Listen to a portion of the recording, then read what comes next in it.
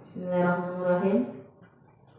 Assalamualaikum warahmatullahi wabarakatuh. Waalaikumsalam warahmatullahi wabarakatuh. Alhamdulillahirabbil alamin. Puji beserta syukur marilah kita sama-sama panjatkan kehadirat Allah Subhanahu wa taala, yang mana pada siang hari ini kita masih diberi kesehatan dan kesempatan sehingga kita dapat berkumpul bersama di sekolah SDN 01 Pasaman demi melaksanakan tugas dan rutinitas kita setiap harinya. Dan tak lupa-lupanya marilah kita kirimkan salawat beriringkan salam kepada Allah junjungan kita Nabi Muhammad Sallallahu Alaihi Wasallam yang berlafazkan Allahumma salli ala Sayyidina Muhammad wa ala ali Sayyidina Muhammad, yang mana dia telah membawa kita dari alam yang tidak berilmu pengetahuan kepada alam yang berilmu pengetahuan seperti yang kita rasakan pada saat sekarang ini. Yang sama-sama kita hormati adalah Ibu Kepala Sekolah SDN 01 Pasaman, yang sama-sama kita hormati para pendidik, para ibu guru SDN 01 Pasaman, dan untuk mukaddimah tidaklah kita perpanjang, marilah kita masuk pada acara yang kita maksud, yaitu yang pertama pembukaan sebagaimana yang telah berlangsung. Yang kedua, marilah kita menyanyikan lagu Indonesia Raya. Kepada hadirin diharapkan berdiri.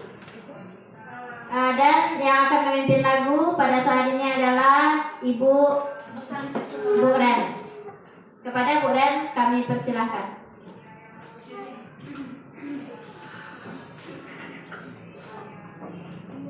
Nyanyi kebangsaan Indonesia Raya. Assalamualaikum warahmatullahi wabarakatuh. Nyanyi kebangsaan Indonesia Raya. Hiduplah Indonesia Raya. 1, 2, 3. Indonesia tanah airku, tanah tumpah darah. Di sanalah aku berdiri, jadi pandu ibu. Indonesia kebangsaanku, bangsa dan tanah airku. Marilah kita berseru, Indonesia bersatu. Hiduplah tanahku, hiduplah negeriku, bangsaku, rakyatku semuanya. Bangunlah jiwanya, bangunlah badannya untuk Indonesia Raya. Indonesia Raya, merdeka, merdeka,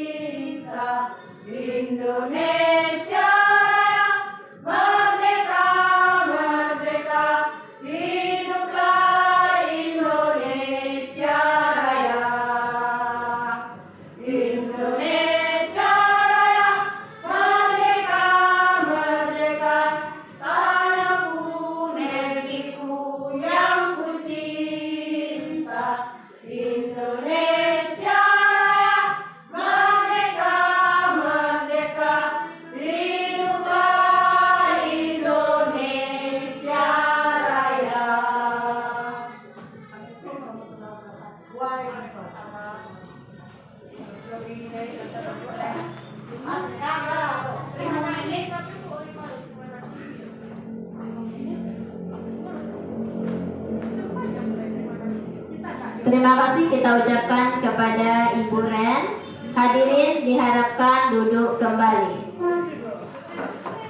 Baiklah, kita masuki acara berikutnya. Kata sambutan dari Ibu Kepala Sekolah SDN 01 Pasaman. Kepada Ibu Kepala Sekolah SDN 01 Pasaman, waktu dan tempat kita persilahkan.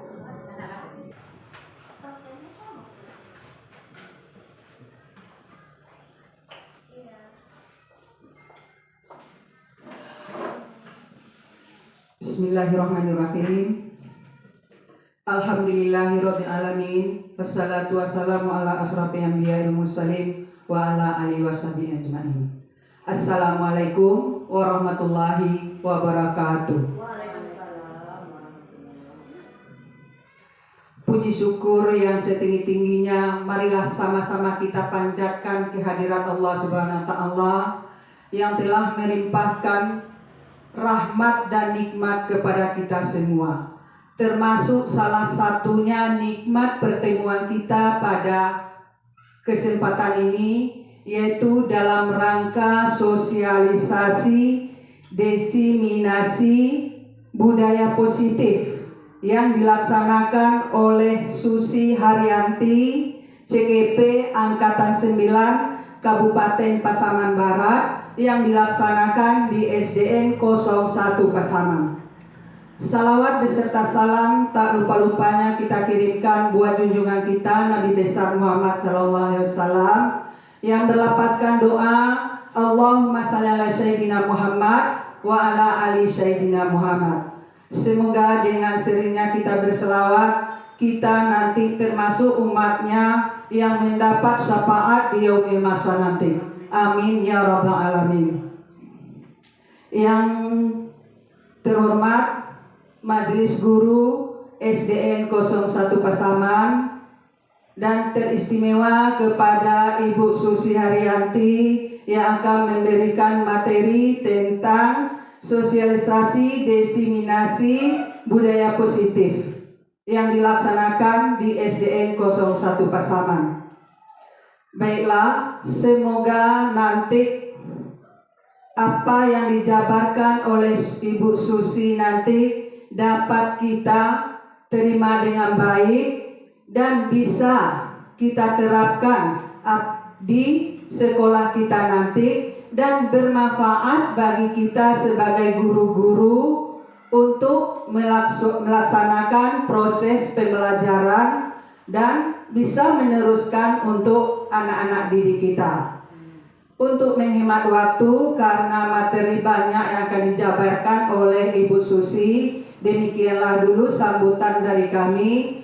Waktu dan tempat dan seluas-luasnya kami berikan kepada Ibu Susi, dan saya sebagai kepala sekolah mengapresiasi apa yang dilakukan oleh Ibu Susi sebagai CGP Angkatan 9. Semoga bermanfaat untuk sekolah dan anak-anak. Demikian, wabillahi taufik wal hidayah. Wassalamualaikum warahmatullahi wabarakatuh.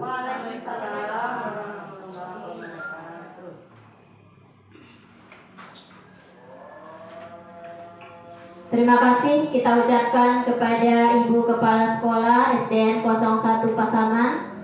Selanjutnya acara yang kita tunggu adalah acara inti, yaitu sosialisasi tentang budaya positif yang akan disampaikan oleh Ibu Susi Haryanti sebagai CGP Angkatan 9 dari SDN 01 Pasaman. Kepada Ibu Susi Haryanti, waktu dan tempat kami persilahkan.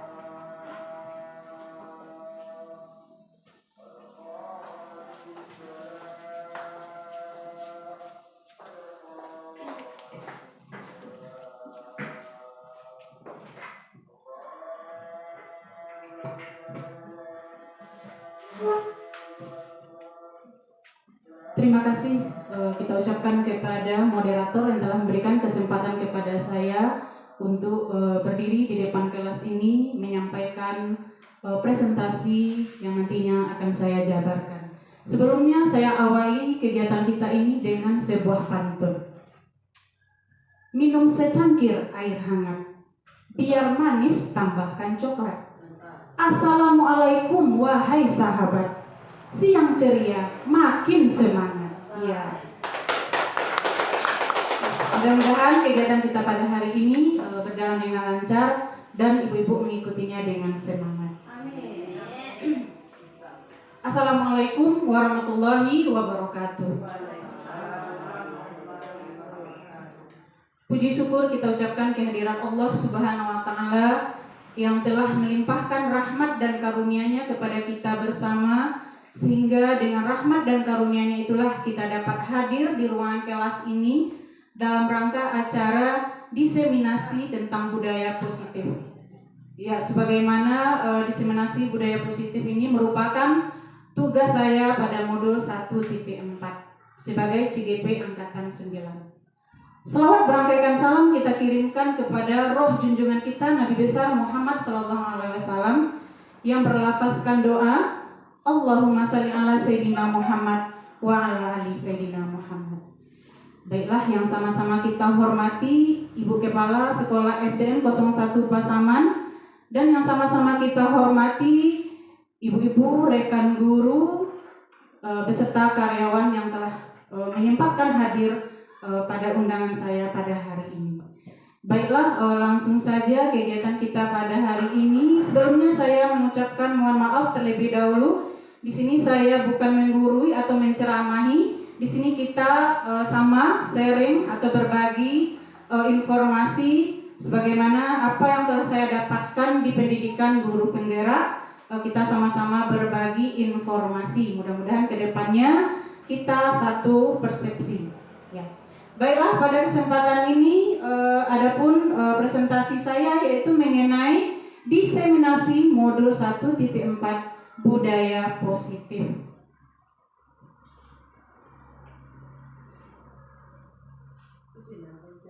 Nah, sebelum kita membahas tentang budaya positif, kita terlebih dahulu melihat apa tujuan pendidikan kita. Ya, menurut Bapak Ki Hajar Dewantara, tujuan pendidikan adalah menuntun segala kodrat yang ada pada anak-anak agar mereka dapat mencapai keselamatan dan kebahagiaan yang setinggi-tingginya, baik sebagai manusia maupun sebagai anggota masyarakat.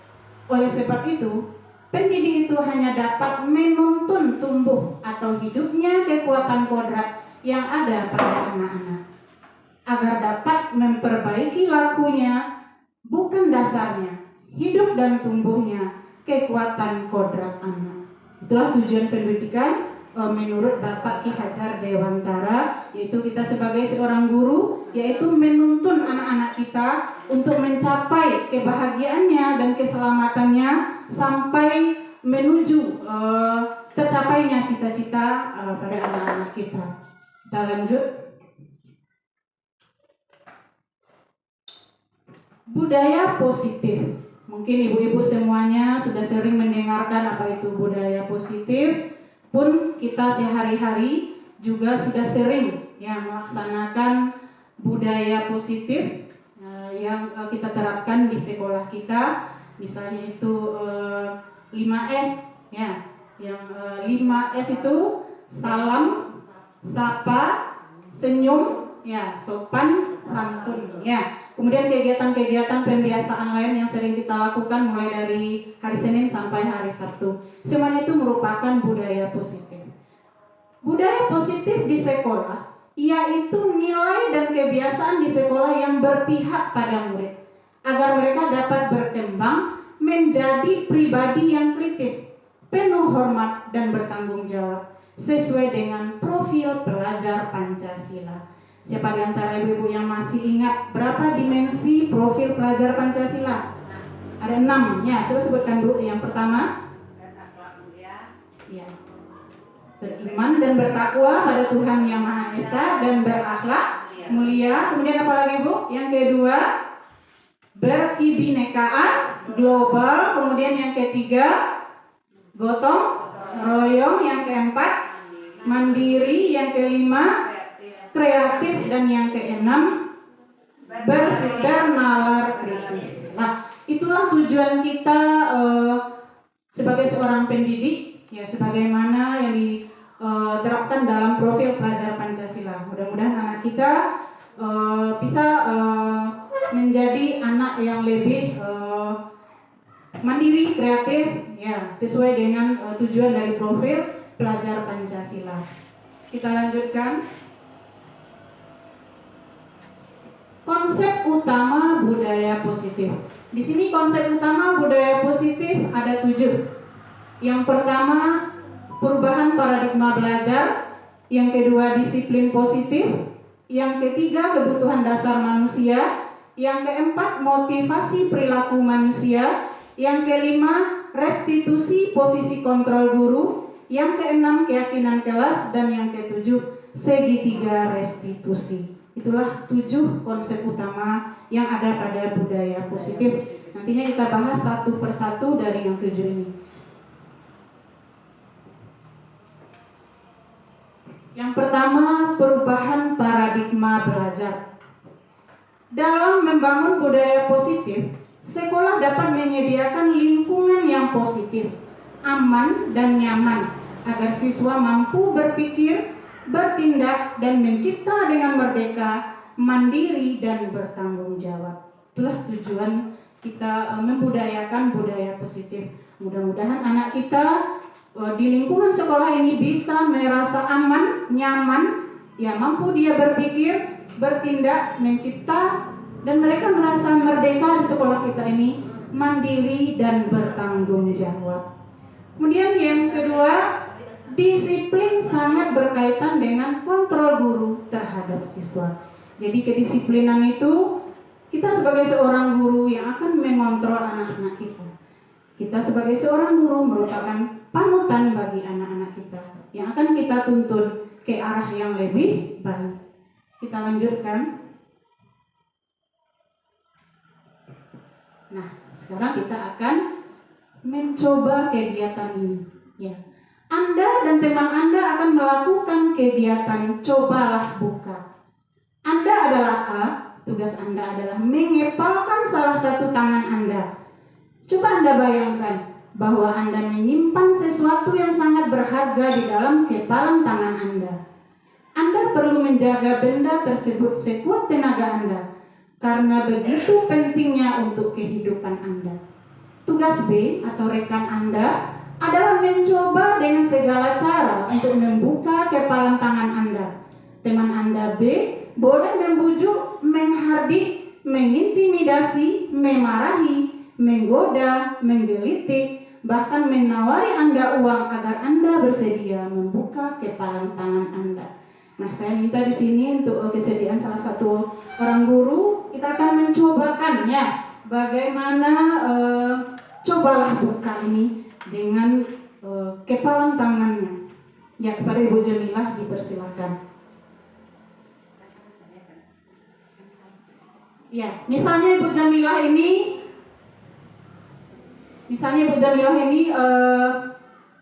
A, ya, saya B-nya.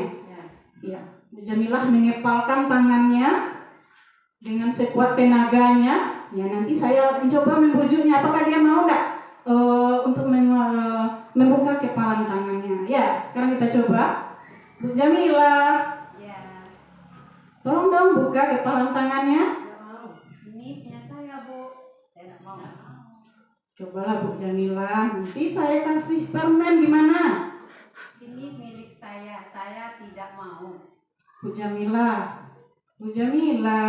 Iya, tolong buka kepalan tangannya dong. maaf ya, ini tidak boleh dibuka. Bu Jamilah, tolong buka kepalan tangannya, nanti saya tonjok, Bu, enggak? Saya tetap tidak mau. Bu Jamilah, nanti saya kasih uang gimana? Saya tetap tidak mau. Saya kasih mobil gimana? Saya juga tidak mau. Ini milik saya satu-satunya. Saya tidak mau orang lain mengambil hak saya. Ini milik saya. Iya, terima kasih kepada Ibu Jamilah. Tepuk tangan untuk Bu Jamilah yang sudah mempunyai kontrol dirinya yang sangat kuat. Kontrol dirinya yang sangat kuat, walaupun saya membujuk, merayu, ya, menghardiknya dengan memaksa, mengiming-imingkannya dengan uang, mobil, tetapi dia tidak mau membuka kepalan tangannya. Itu berarti kontrol diri kita harus kuat. Kita ingin mempertahankan apa yang sudah menjadi hak kita atau milik kita. Begitu juga kita mengontrol anak didik kita. Ya, mudah-mudahan kita bisa mengontrol anak-anak didik kita menjadi pribadi yang lebih baik. Kita lanjutkan. Perubahan paradigma belajar. Perubahan paradigma teori kontrol atau yang disebut dengan ilusi kontrol. Ini dikemukakan oleh Dr. William Glasser. Nah, bagaimana menurut Dr. William Glasser ini? Yang pertama, ilusi guru itu mengontrol murid. Ya, jadi itu tugas kita sebagai seorang guru, mengontrol murid kita. Yang kedua, ilusi bahwa semua penguatan positif, efektif, dan bermanfaat. Ya. Yang ketiga, ilusi bahwa kritik dan membuat orang merasa bersalah dapat menguatkan karakternya. Jadi itu menurut Dr. William Glasser yang ketiga. Kemudian yang keempat, ilusi bahwa orang dewasa memiliki hak untuk memaksa. Apakah benar itu, Bu? Kita sebagai orang dewasa berhak kita memaksa seseorang? Terutama itu murid kita sebagai seorang guru, apakah boleh kita memaksa anak-anak didik kita? Ya, tentunya tidak boleh. Ya. Jadi itulah perubahan paradigma belajar itu menurut Dr. William Glasser. Kita lanjutkan. Yang kedua, disiplin positif. Apa makna disiplin? Siapa di antara ibu-ibu yang tahu apa itu disiplin? Apa itu disiplin? Mematuhi ketentuan yang telah ditetapkan. Iya, bagus sekali, Bu. Mematuhi segala ketentuan yang telah ditetapkan. Nah, sekarang kita lihat bagaimana penjabarannya. Disiplinnya. Disiplin itu berasal dari bahasa Latin disciplina, yang artinya belajar.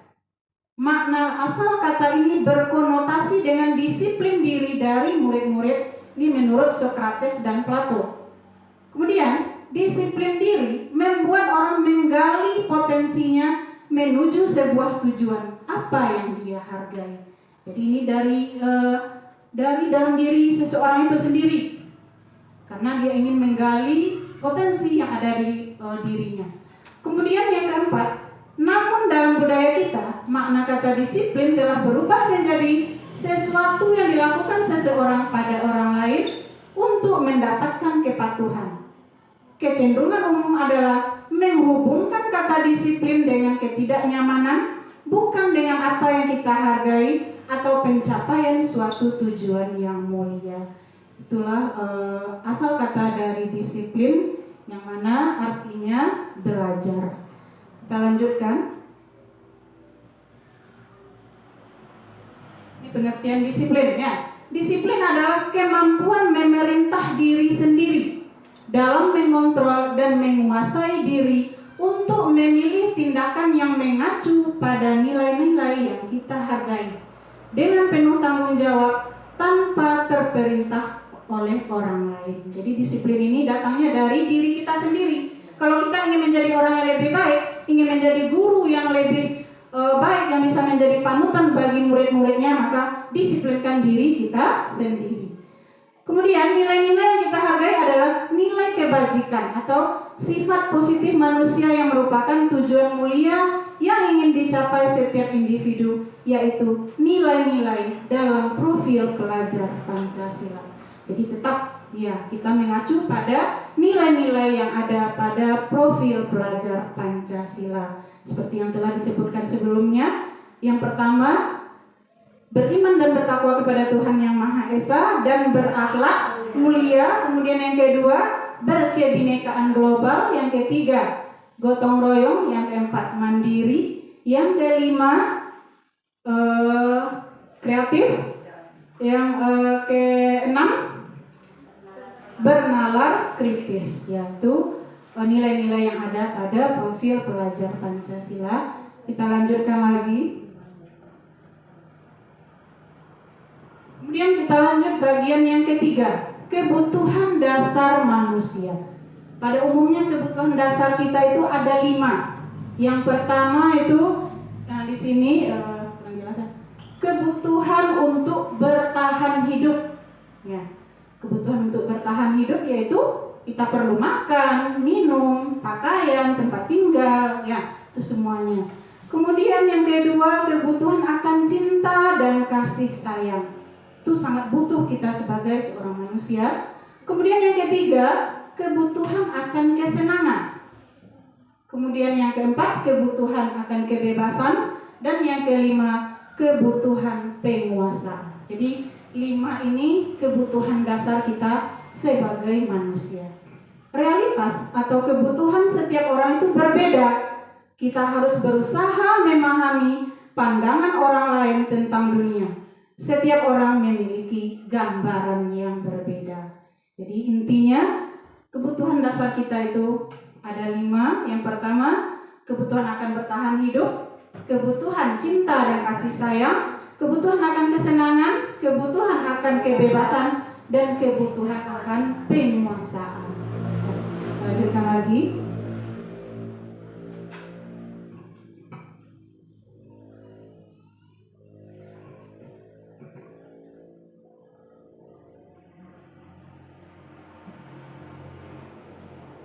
Ini ada kasusnya, ada kasus. Ini kasus oleh Ibu Ria. Ibu Ria guru kelas 6 di SD Permai sedang bingung menghadapi ulah salah satu murid di kelas bernama Andi. Beberapa anak telah datang dan mengeluhkan Andi yang sering meminta bekal makan siang mereka dengan paksa. Jika Anda menghadapi situasi seperti Bu Ria, apa yang akan Anda lakukan? Apa kira-kira kita selaku guru di sekolah, kalau ada anak-anak kita yang berperilaku seperti Andi, apa kira-kira yang akan kita lakukan? Menasehatinya tentunya, ya. Kemudian menurut Anda, kira-kira apa alasan Andi melakukan itu? Apa kira-kira alasan Andi dia suka memaksa mengambil makanan temannya? Apa kira-kira kenapa dia melakukan hal itu? Mungkin dia belum makan, belum sarapan pagi, atau belum ada makanan di rumahnya. Ya, seperti itu kita memperkirakan tentang Andi ini. Nah, sebagai seorang guru, coba kita lihat slide berikutnya.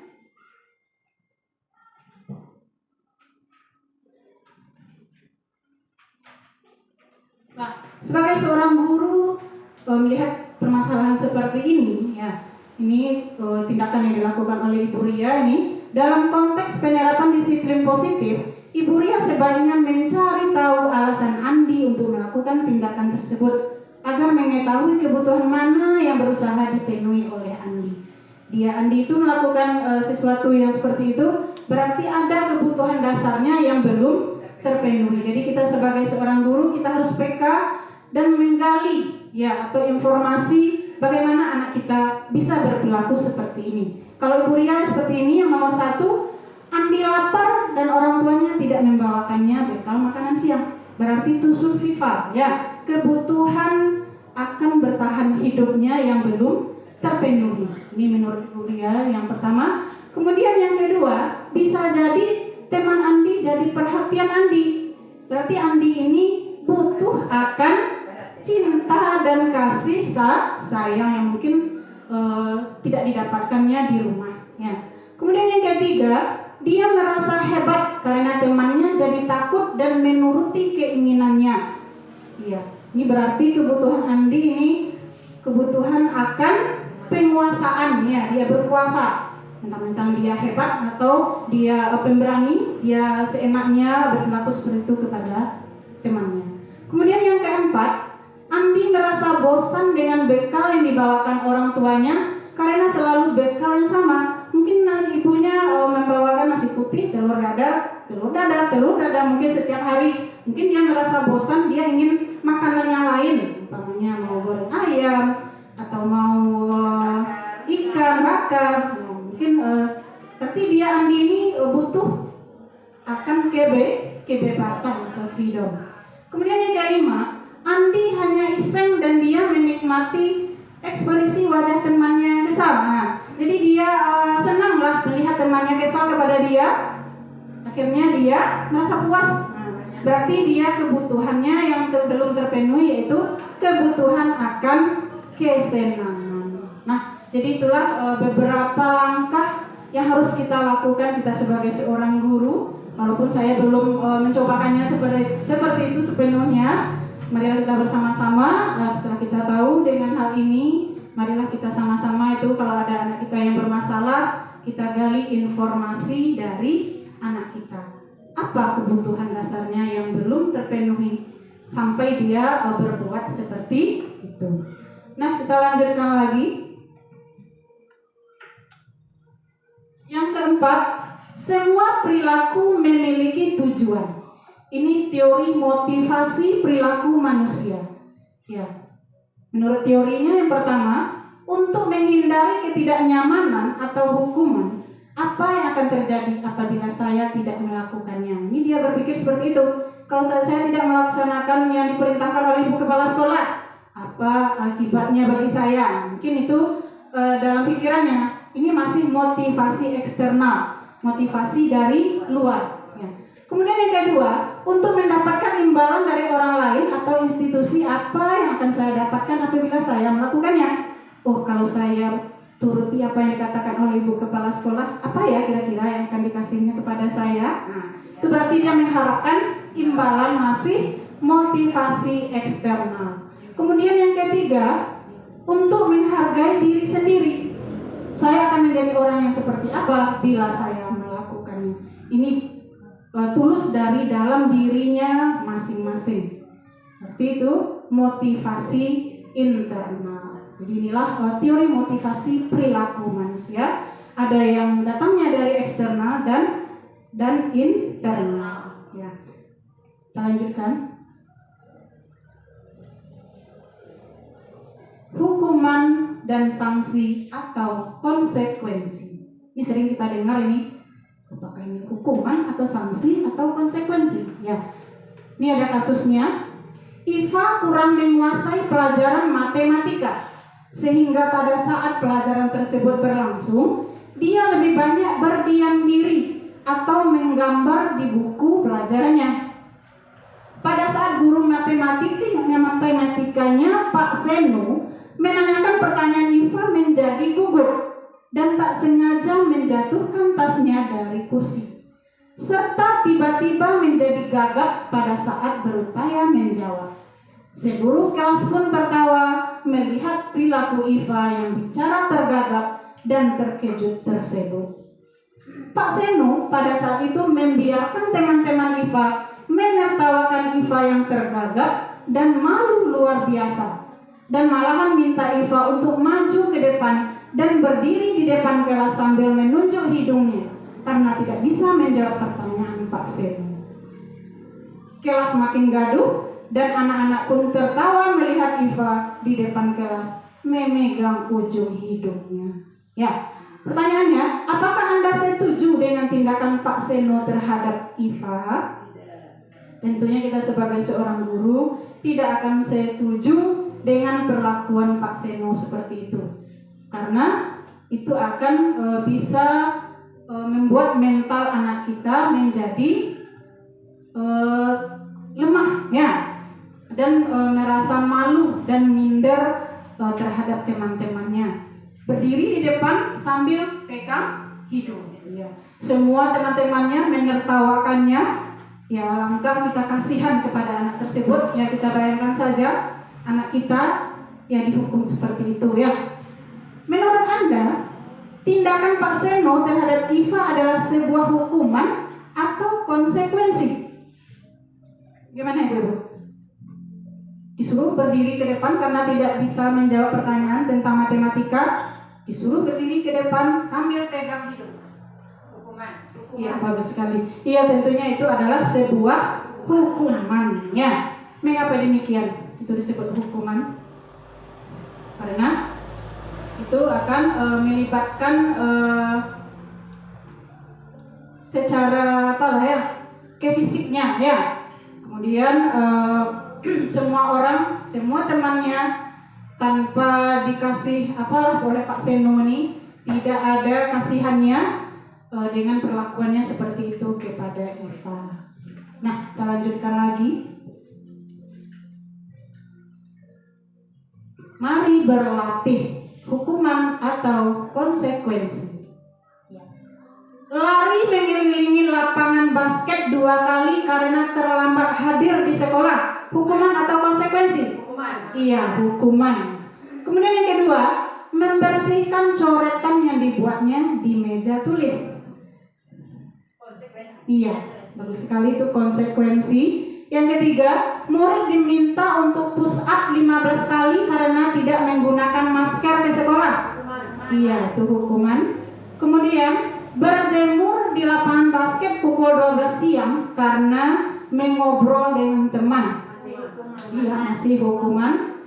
Lanjut, murid diminta bertelanjang kaki sepanjang hari karena tidak menggunakan sepatu warna hitam sesuai peraturan sekolah.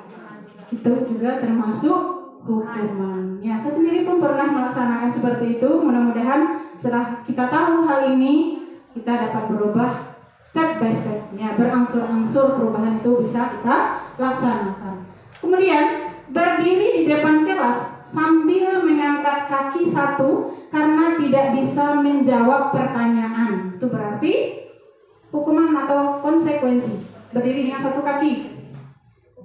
Iya, itu masih hukuman. Ya, jadi ibu-ibu sudah tahu mana yang konsekuensi, mana yang hukuman. Jadi hukuman itu secara tiba-tiba saja. Umpamanya dia tidak membuat PR, keluar. Itu hukuman itu. Buat di luar. Nah, kalau konsekuensinya, umpamanya bajunya atau mejanya sendiri yang dia coret-coret. Iya, kesalahan dia sendiri. Tentunya kalau kita ingin bersih, konsekuensinya kita harus membersihkan meja kita sendiri. Ya, itulah mengenai hukuman dan konsekuensi. Kita lanjutkan. Yang kelima, restitusi posisi kontrol guru. Jadi posisi kontrol kita sebagai seorang guru ini ada 5 posisi kontrol kita, ibu-ibu. Ya, seperti yang dilihat pada gambarnya, ini guru atau orang tuanya yang sedang memarahi anaknya. Berarti itu posisi kontrolnya itu sebagai penghukum. Ya. Kemudian yang kedua, pembuat merasa bersalah. Merasa bersalah sendiri dia anak kita itu. Itu berarti itu posisi kontrol gurunya, pembuat merasa bersalah.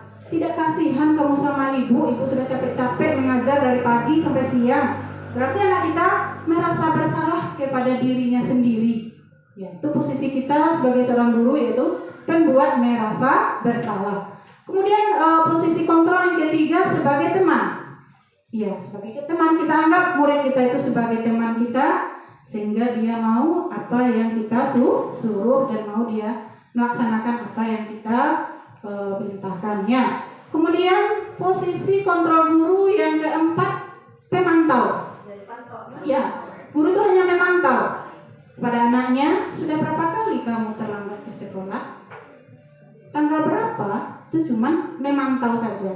Ya. Kemudian yang kelima, posisi kontrolnya manajer. Manajer ini dia panggil anaknya ke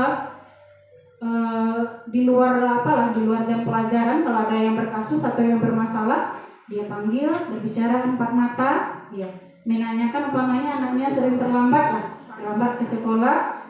Dia tanya dulu, kenapa anak ibu, tahu nggak kenapa ibu panggil ke sini? Tahu bu, saya terlambat tadi bu datang ke sekolah. Nah, mungkin lagi kita kasih pertanyaan, apa alasan anak ibu datang terlambat ke sekolah? Saya tadi malam terlalu larut malam tidurnya bu. Kenapa? Karena saya main HP bu. Mungkin dia sering main HP, dia dilarang oleh orang tuanya nggak mau. Akhirnya tidurnya kemalaman, paginya terlambat bangun. Iya, anak ibu terlambat bangun, akhirnya tergesa-gesa datang ke sekolah. Akhirnya ke sekolah datangnya juga terlambat. Ada nggak tahu anak-anak ibu keyakinan kelas, apakah sudah sesuai dengan keyakinan kelas yang sudah kita buat? Tidak bu. Saya melanggar aturan yang sudah kita buat, Bu. Coba nih Bu, masih ingat Kak keyakinan kelas atau kesepakatan kelas yang telah kita buat? Disebutkannya lah satu persatu. Tahu dia. Akhirnya kita berikanlah solusi kepada dia. Ibu juga pernah melakukan kesalahan. Ya. Semua orang pernah melakukan kesalahan. Tetapi kita harus bisa menyikapi, merubah perilaku kita agar tidak bisa terulang kembali seperti itu. Nah, anak ibu yang datang terlambat, bagaimana lagi langkah solusinya? Bagaimana supaya tidak terlambat lagi ke sekolah? Iya, saya datang, tidurnya lebih awal Bu, supaya saya bangunnya cepat dan tidak akan main HP lagi Bu. Itu kata dia sendiri. Ya, kemudian kita berikan penguatan kepada dia. Iya, bagus sekali anak ibu. Mudah-mudahan ke depannya anak ibu bisa menerapkannya. Kapan anak ibu bisa merubah perilaku ini? Nanti malam Bu, saya akan merubahnya. Nah, bagus sekali jawabannya. Dan terakhir kita beri motivasi. Bagus sekali Nak. Mudah-mudahan ke depannya anak ibu bisa menjadi anak yang lebih disiplin lagi untuk datang ke sekolah. Seperti itulah kira-kira posisi kontrol dari manajer. Jadi dari kelima posisi kontrol guru ini, mana kira-kira ibu-ibu yang lebih bagusnya yang mana? Iya, posisi kontrol sebagai manajer. Ya, mari kita berangsur-angsur lah merubah ke posisi manajer. Mudah-mudahan bisa terlaksana. Ya. Amin ya Rabbal alamin. Posisi kontrol guru. Ini ada motivasinya, ada identitas gagalnya, identitas atau kesuksesannya, kemudian identitas kontrol dirinya. Sebagaimana yang dijelaskan sebelumnya, ini sebagai penghukum, pembuat merasa bersalah, sebagai teman, sebagai pemantau, dan sebagai manajer. Ya. Kita lanjutkan. Posisi kontrol guru. Nah, ini pernyataannya dan posisi kontrolnya. Saya kecewa sekali dengan kamu. Ini berarti posisi kontrol gurunya berada di pembuat orang merasa bersalah. Kamu tidak pernah benar melakukannya. Berarti itu posisi kontrolnya sebagai penghukum. Ayolah lakukan demi ibu atau bapak. Itu posisi kontrolnya sebagai teman. Apakah kamu mau mendapatkan stiker bintang hari ini? Nah, itu posisi kontrolnya sebagai pemantau. Kemudian, bagaimana kamu bisa menyelesaikan masalah ini? Ini sebagai manajer. Pertanyaan seperti itu. Kemudian, kamu selalu yang paling terakhir. Nah, itu pernyataan posisi kontrol gurunya itu sebagai penghukum. Ya.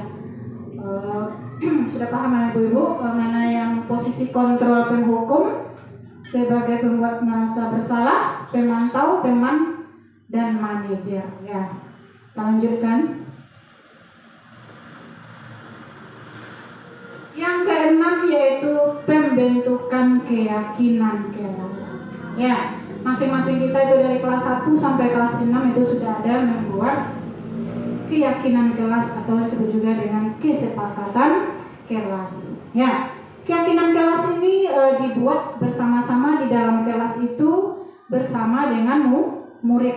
Kita lemparkan kepada murid apa kira-kira kalimat yang akan dicantumkan untuk keyakinan kelas supaya kelas kita lebih tertib, aman, nyaman. Ya, kemudian apabila sudah selesai nantinya yang dibuat oleh anak-anak itu kita sepakati bersama, kemudian kita hias, kita gantungkan di dinding supaya anak-anak kita melihat setiap hari apa kesepakatan kelas yang telah kita buat bersama.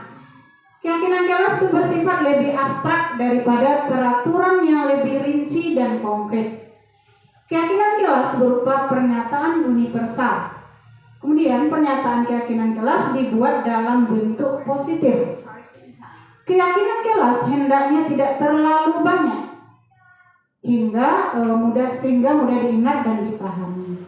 Keyakinan kelas sebaiknya sesuatu yang dapat diterapkan di lingkungan tersebut. Semua warga kelas ikut berkontribusi dalam pembuatan keyakinan kelas lewat kegiatan curah pendapat. Kemudian bersedia meninjau kembali keyakinan kelas dari waktu ke waktu. Jadi keyakinan kelas yang sudah kita sepakati dari waktu ke waktu bisa kita rubah dan bisa kita tambahkan atau dikurangi, itu tergantung kesepakatan kelasnya. Lanjut kita yang ketujuh.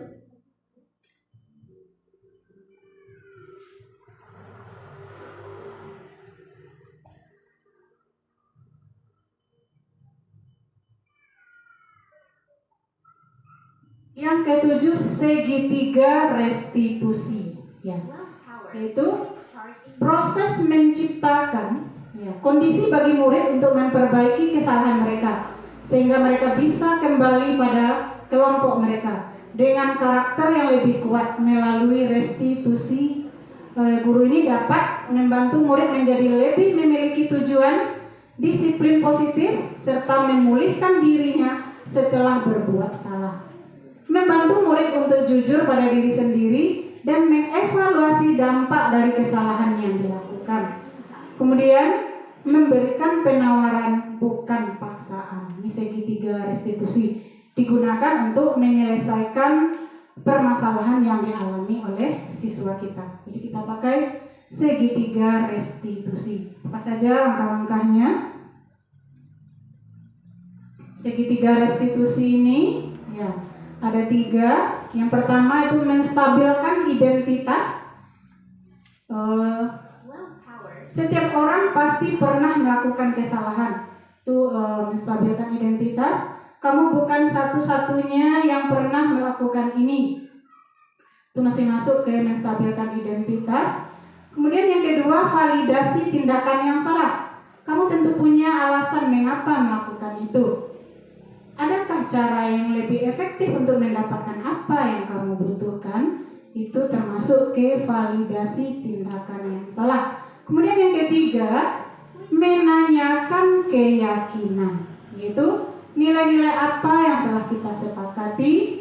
Kemudian kamu ingin menjadi orang yang seperti apa? Nah, itu yang menanyakan keyakinan. Kita lanjutkan.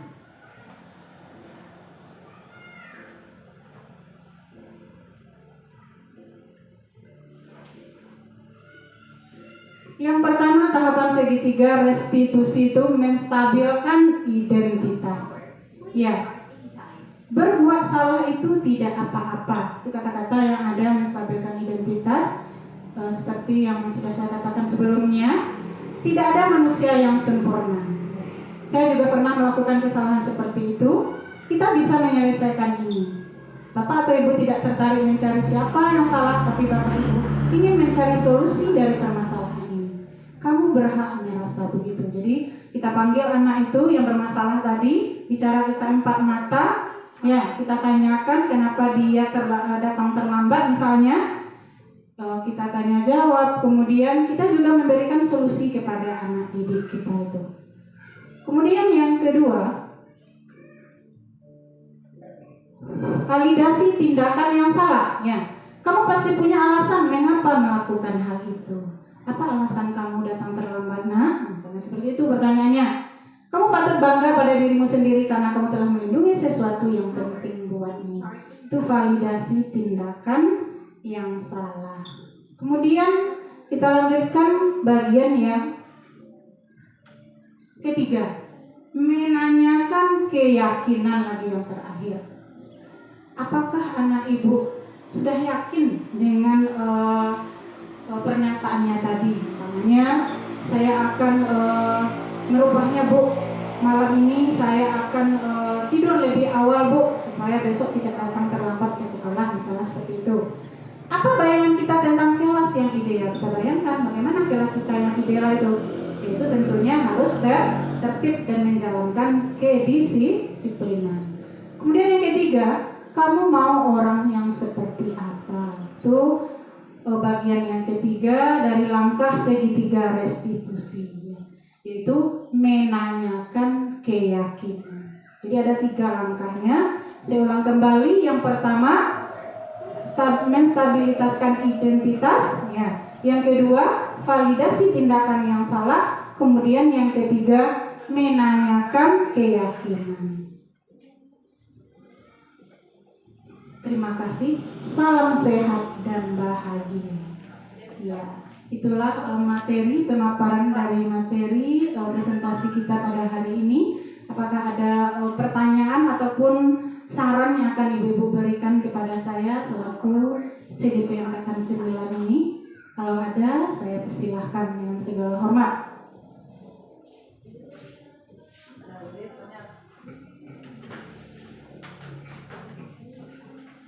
Terima kasih waktu yang telah diberikan kepada kami untuk diberikan kesempatan untuk bertanya. Dari uraian yang telah Ibu sampaikan tadi, ada bagian dari materi yang Ibu sampaikan kami rasanya kurang paham, yaitu tentang apa itu makna dari segitiga restitusi dan bagaimana langkah-langkah penerapannya untuk segitiga restitusi tersebut. Terima kasih. Itulah pertanyaan kami. Ya, terima kasih saya ucapkan kepada Ibu yang telah berikan tanggapan kepada saya. Yaitu segitiga restitusi itu seperti yang saya terangkan sebelumnya, yaitu suatu langkah ya menuju penyelesaian masalah. Umpamanya kalau ada anak kita yang masuk dalam kasus, contoh seperti yang saya contohkan tadi, siswa yang datang terlambat atau yang sering tidak membuat PR, ya itu langkah-langkahnya kita pakai langkah-langkah segitiga restitusi. Jadi segitiga restitusi itu merupakan suatu rangkaian dalam penyelesaian masalah yang dialami oleh anak. Apa saja langkah-langkahnya? Ada berapa tadi? Ada 3. Yang pertama, menstabilkan identitas. Kita stabilkan situasinya dulu. Yang pertama, kita tanya-tanya anak-anak itu kenapa alasannya begini begitu. Itu berarti kita sudah menstabilkan identitas. Kemudian yang kedua, validasi tindakan yang salah. Kita tanya pula anak, kenapa dia bisa berperilaku seperti itu? Ya. Kemudian kita berikan solusi. Yang ketiga, menanyakan keyakinan. Ya, kita berikan penguatan di situ kepada anak kita yang melakukan masalah tadi. Ya, apakah sampai di situ sudah paham, Ibu? Sudah, terima kasih Ibu atas penjelasannya kembali. Ya. Terima kasih kita ucapkan kepada Ibu Kepala Sekolah yang telah mengajukan pertanyaannya dan dia juga merasa puas dengan jawaban saya. Selanjutnya kepada ibu-ibu yang lain kalau ada yang ingin bertanya saya persilahkan. Ya, Bu Ren, kepada Bu Ren dipersilahkan dengan segala hormat. Assalamualaikum warahmatullahi wabarakatuh. Waalaikumsalam warahmatullahi wabarakatuh. Baiklah, dalam pertanyaan kedua saya akan mencoba ingin bertanya tentang hukuman yang akan kita berikan terhadap anak apabila dia telah melakukan kesalahan. Kata Ibu tadi, kita tidak boleh melakukan hukuman, memberikan hukuman kepada anak. Dengan sendirinya apabila ya, saya bertanya di sini mengenai kesalahan atau seorang anak memberikan kesalahan. Bagaimana cara kita menghukum kalau seandainya kesalahan yang telah dibuat dia begitu berat atau menyalahi tata krama atau sopan santun dalam belajar di sekolah? Apakah kita tidak boleh memberi hukuman atau efek jera terhadap anak agar dia nantinya tidak akan lagi membuat kesalahan? Kalau hanya diberikan kalau seandainya kita membeliannya bagaimana Bu terlambat, bagaimana anak kita terlambat untuk kedepannya tidak boleh lagi. Saya rasa lebih kuat dari itu lagi yang akan kita berikan efek jeranya supaya si anak ini akan lebih takut atau lebih jera lagi ucapan-ucapan yang akan kita berikan sebagai seorang guru. Hanya itu saja yang saya sampaikan, yang saya berikan. Mohon maaf. Assalamualaikum warahmatullahi wabarakatuh. Ya, terima kasih saya ucapkan kepada Bu Ren yang telah mengajukan pertanyaannya. Bagaimana kita memberikan hukuman kepada anak supaya anak itu jera dengan perbuatannya tersebut. Kalau kita tanya-tanya saja, katanya dia tidak akan jera, dia akan mengulang kembali perbuatannya yang sama. Baiklah, seperti yang sama-sama kita pelajari dari tadi, ya sebelumnya sudah saya jelaskan bahwa posisi kontrol sebagai seorang guru tadi ada 5. Ya, posisi kontrol yang pertama sebagai penghukum. Berarti di situ bukan yang ditanyakannya posisi kontrol gurunya itu sebagai penghukum. Ya, seperti yang sudah kita pelajari tadi, bahwasanya posisi kontrol sebagai penghukum ini tidaklah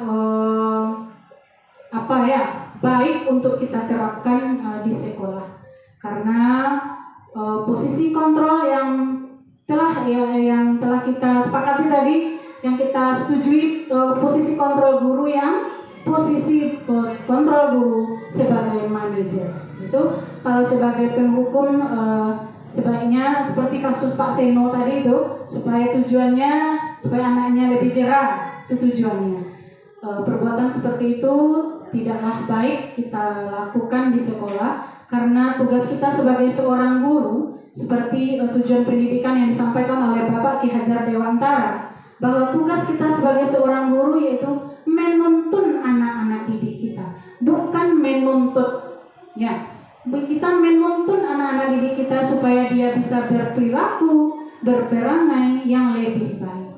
Yang dituntut gurunya, kita yang dituntut tingkatkan kompetensi kita dengan berbagai pelatihan, ikuti seminar-seminar, ikuti workshop, kemudian tambah wawasan kita. Itu yang dituntut kepada gurunya. Kalau kita kepada peserta didik kita hanyalah menuntun. Ibaratnya kalau guru itu sebagai seorang petani, ya. Kemudian murid kita itu ibaratnya sebagai benihnya. Petani supaya benihnya ini tumbuh subur, tentunya petani tersebut akan merawatnya, menyiramnya, memberi pupuk. Pokoknya supaya benihnya tadi tumbuh dengan subur, menghasilkan nanti buahnya yang lebih banyak. Itu tugas dari seorang petani. Jadi ibaratkan itu guru itu sebagai seorang petani dan murid kita sebagai seorang atau sebagai benihnya. Jadi kita di sekolah ini menuntun anak-anak kita. Kita tuntun dia ke jalan yang lebih baik. Kita bimbing dia.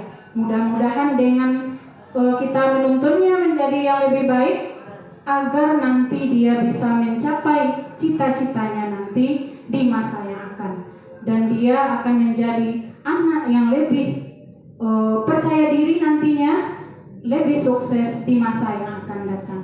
Jadi posisi kontrol sebagai seorang penghukum tidaklah baik kita gunakan. Kalau dapat kita hindari posisi kontrol sebagai penghukum. Demikian Ibu Ren, apakah dengan jawaban saya sudah puas? Terima kasih, dengan jawaban yang demikian saya merasa puas. Terima kasih kepada Bu Ren yang sudah merasa puas dengan penjabaran saya. Terima kasih, demikianlah acara sosialisasi kita mengenai diseminasi budaya positif pada hari ini. Mudah-mudahan bermanfaat dan dapat kita terapkan nantinya di sekolah kita. Amin ya rabbal alamin. Tadi di awal saya awali dengan sebuah pantun. Di penutup atau akhir ini saya juga mengakhirinya dengan sebuah pantun. Hari Rabu ke kota tua, naik kuda membawa pepaya. Terima kasih hadirin semua sudah berkenan mendengar saya. Ya, demikianlah saya sudahi acara ini. Mohon maaf walaupun ada kekurangan atau kesalahan dalam penyampaian, saya mohon maaf dan saya sudahi dengan wabillahi taufiq wa hidayah. Assalamualaikum warahmatullahi wabarakatuh.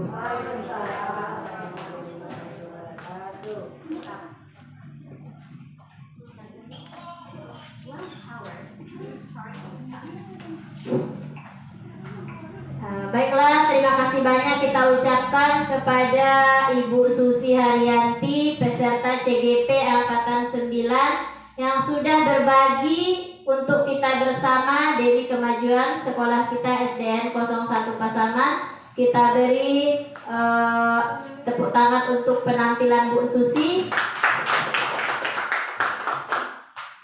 yang sudah menyampaikan dan berbagi banyak hal bersama kita. Semoga bermanfaat bagi kita semua.